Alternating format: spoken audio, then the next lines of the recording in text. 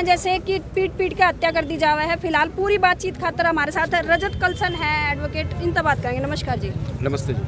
रजत जी, आज आप यहाँ आए हो, क्या लगे मामला? तो पहले तो मैं यही जानना चाहूँगी, मामला आपकी क्या समझाया गया है या आपकी क्या पता चला है, थोड़ा सा वो बता दो। मुझे ये बताया गया है कि करीब एक सप्ताह पहले जो कालू राम था उसका मानसिक डिपार्टमेंट के डॉक्टर से इलाज चल रहा था और जो लोगों के नाम एफआईआर में लिखाए गए हैं वो लोग उसको ज़बरदस्ती उठा के लेके गए हैं। उसके साथ लाठी डंडों और अन्य हथियारों से उसके साथ बुरी तरह मारपीट की गई है और मारपीट करके उसको एक महिला के घर के आगे फेंक के चले गए हैं। और इस मामले में जब एसएचओ भट्टू से बात की गई तो एसएचओ भट्टू की ऑलरेडी मामला नॉलेज में था और उसने पीड़ित परिजनों को थाने पहुंचने पर ये कहा कि किसी के घर में जाएगा तो लोग मारेंगे, ठीक मार दिया। और वहाँ पे जो महिला पुलिस अधिकारी थी, उस महिला पुलिस अधिकारी ने कहा कि इन मामलों में कुछ नहीं रखा, केस कासों में अपने समझौता कर लो। उसके बाद 4 दिन तक अग्रवा मेडिकल कॉलेज में एडमिट रहने के बाद उसकी डेथ हो जाती है। सबसे बड़ा पुलिस के पार्ट पे फॉल्ट ये है कि 4 दिन तक अस्पताल में एडमिट रहा। एडमिट रहने के दौरान पुलिस ने जो डिसीज़्ड है, मृतक है, उसका कोई स्टेटमेंट रिकॉर्ड नहीं किया, जो इस केस का एक अहम सबूत होता था। उसके बाद जो मरने वाला था अपने भाई को, गुलदीप को, सारी बातें बता के गया है। उसके आधार पे मुकदमा दर्ज हुआ है। मुकदमा दर्ज करने के बाद भी इस मामले में आज तक अभी 3 दिन से डेड बॉडी अग्रवा मेडिकल कॉलेज में रखी हुई है। पुलिस ने अभी तक कोई एक्शन नहीं लिया है। कोई मर्डर जैसा हीनियस क्राइम हुआ है, उसके बावजूद भी पुलिस कोई एक्शन नहीं कर रही है, जिसके चलते सारा का सारा परिवार, सारे के सारे गांव वाले बेहद आक्रोश में है, गुस्से में है। और इन्होंने आके यहाँ लघु सचिवालय में डेरा डाला है और लघु सचिवालय के गेट के बाहर हम लोग खड़े हैं। यहाँ पर इन्होंने अपना कालू राम के फ़ोटो के साथ फ्लैक्स लगा के उसके आगे अपना धरना प्रदर्शन शुरू किया है। सर, जब कालू राम को पीटा गया, परिवार ने मुकदमा दर्ज करवाया गया उन लोगों के खिलाफ? परिवार ने उन लोगों के खिलाफ मुकदमा दर्ज कराया और उसने बयान भी किए होंगे जी।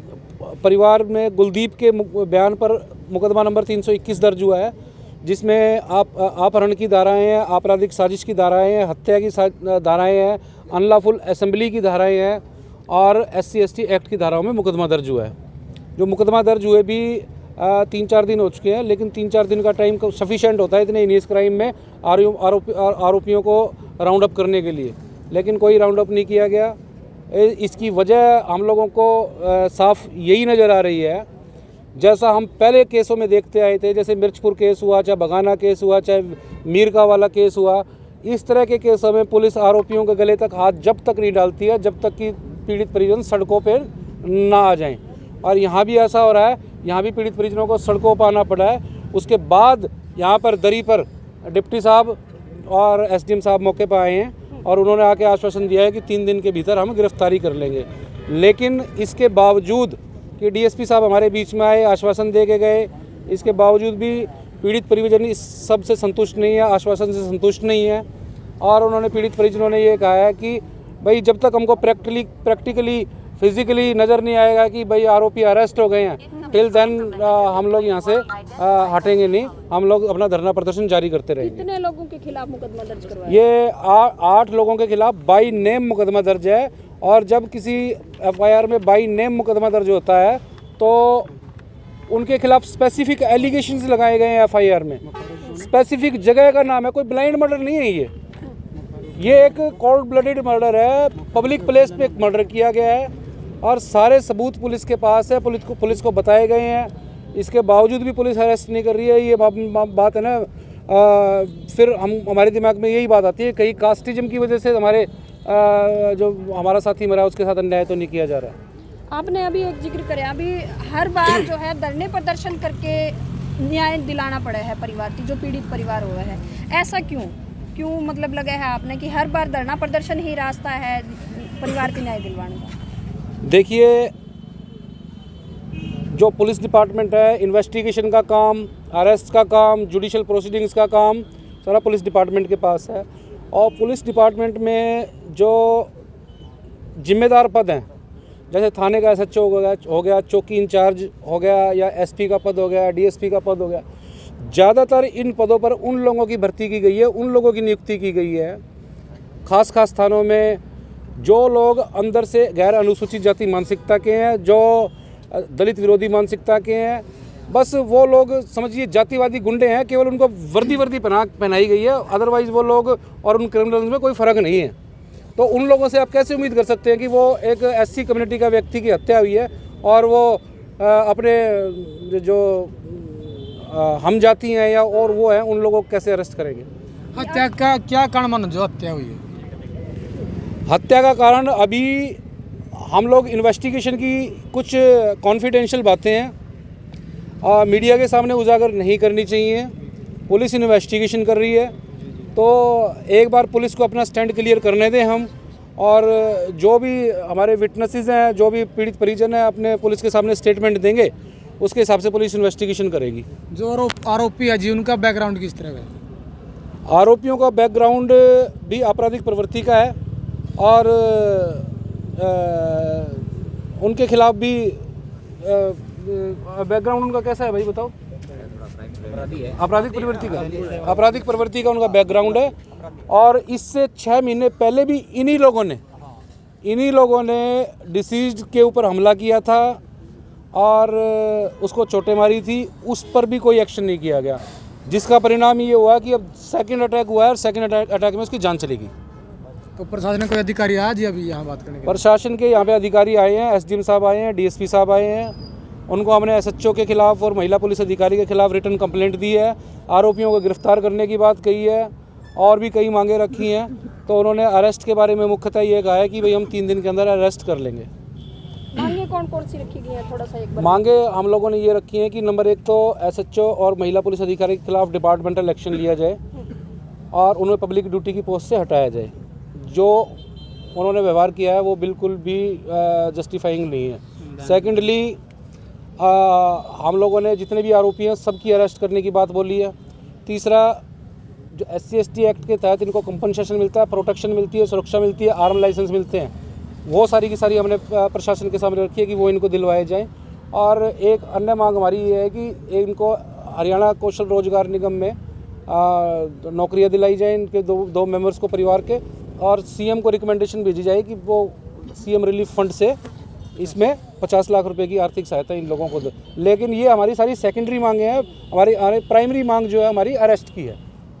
मतलब लंबा चल सकता है ये धरना लंबा चल सकता है। 3 दिन का हमने पुलिस को अल्टीमेटम दिया है। चौथे दिन यहाँ पे हम बड़ी कॉल देंगे, ज़्यादा लोग इकट्ठा करेंगे, प्रशासन को बताने का काम करेंगे कि तुम्हारी जो नालायकी है, तुम्हारा जो इनएक्शन है, दलित विरोधी मानसिकता है, पूरे हरियाणा में फतेहाबाद पुलिस की पोल खोलने का काम करेंगे। ठीक है। क्या नाम था? कालू राम। आप कालू के भाई हो? के मामला के है, किस तरह से ये बात की शुरुआत कैसे हुई थी? मामला कुछ भी नहीं था जी, कोई मामला नहीं था। मतलब एक रंजीत से रखता था वो, वैसे ही मतलब उसका थोड़ा दिमाग में दिक्कत थी, हॉस्पिटल से दवाई भी चली। अच्छा, कालू जी के दिमाग में दिक्कत थी? मतलब हाँ, थोड़ा मानसिक दिक्कत थी। कालू क्या करता था? कालू कुछ भी नहीं, वो खेती बाड़ी। अच्छा, तो रंजिश किस लिए? मतलब कोई जो जिसके दिमागी संतुलन ठीक नहीं है या दिमाग में मतलब थोड़ा बहुत उनमें दिक्कत है, तो कोई बंदा उनसे रंजिश क्यों रखेगा? कि वजह क्या थी रंजिश रखने की? वजह कुछ भी नहीं, क्या वजह थी? कोई वजह नहीं था। वो मतलब इधर चला जाता सड़क पर, उसको मतलब एलर्जी थी इस बात की, भाई शरीर में ठीक था थोड़ा। तो इससे पहले कभी बात थी तो ये लड़ाई झगड़ा हुआ आपस में? 6-7 महीने पहले तो किया था। किस बात को लेकर? उसी परिवार ने किया था? हाँ, उसी परिवार ने बाहर के बंदे बुला के उसको पिटवाया था।